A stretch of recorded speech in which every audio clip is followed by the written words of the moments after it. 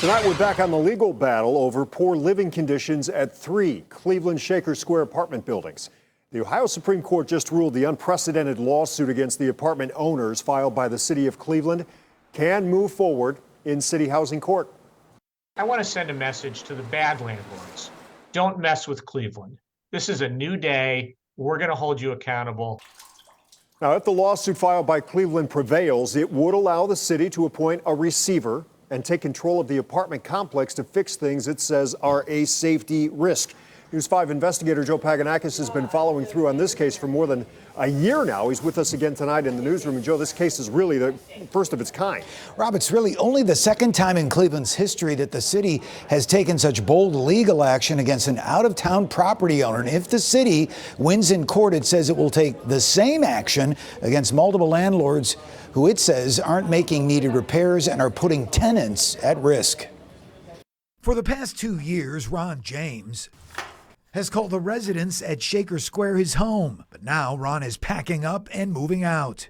Just a few things left. Some of the stuff will be thrown away. Ron is moving out because he says he and other tenants have been dealing with intermittent poor living conditions for more than a year. I like the place. I'll miss it, but the building's in such bad shape. Over the past 18 months, News 5 has covered the numerous issues that have generated code violations at 3 Cleveland apartment buildings owned by Shaker Square Apartments Owner LLC. Holes in walls, leaky plumbing, water issues, electrical issues, and backed up trash collection problems, chronic elevator issues, and heating problems that had tenants using space heaters and their ovens to keep their units warm in the middle of the winter. 2022, there was some people had 1 month with no heat.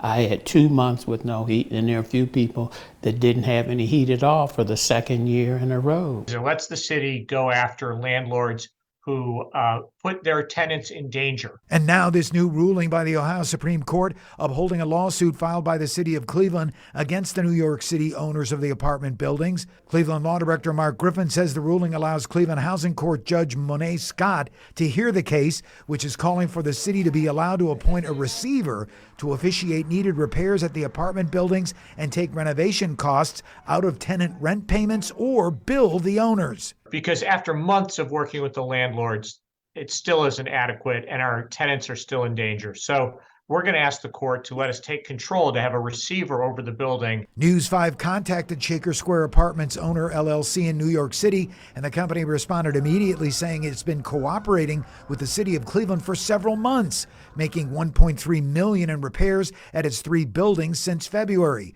Ownership says it currently has a crew of 17 contractors working on improvements and has hired new management at the complex.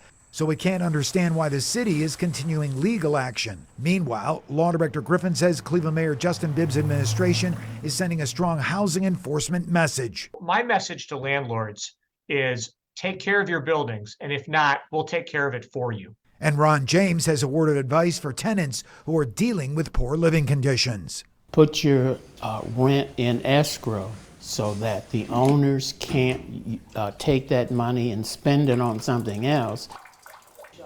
And apartment ownership went on to tell me they feel they are being bullied by the city of Cleveland. They believe they're being unfairly targeted because the city is trying to use them as an example and hasn't, Rob, given them enough time, they say, to implement complicated repairs. Yeah, so here we go. It's starting to heat up. When could this finally be heard in housing court? Rob, Law Director Griffin hopes this case gets started in the coming weeks. However, he says the way the legal system works, he's not expecting a ruling until sometime next year. News 5 will follow through on this landmark case. Yeah, it's been over a year already. Joe, thank you very much. Stay on it.